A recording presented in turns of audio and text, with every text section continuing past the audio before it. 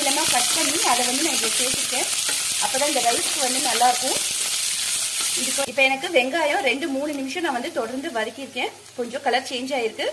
இதுக்கு அடுத்ததான் நான் வந்து 1/2 கப் அளவுக்கு பச்சை பட்டாணி சேர்த்துக்கிறேன்.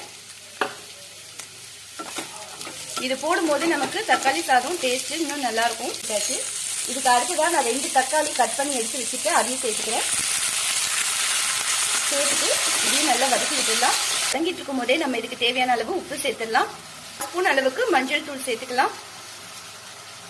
சேர்த்துட்டு இதை நல்லா வதக்கி விட்டுடலாம். இது கூட கொஞ்சமா நான் சில்லி பவுடர் ஆட் பண்ணிக்கிறேன்.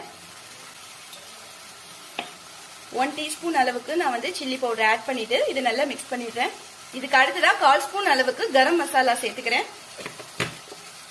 சேர்த்துட்டு இதையும் நல்லா நம்ம மிக்ஸ் பண்ணிடலாம். இதோடைய ரா ஸ்மெல் நல்லா நமக்கு போகணும். ட்ரையா ஆற வரைக்கும் நம்ம இதை நல்லா வதக்கிக்கலாம்.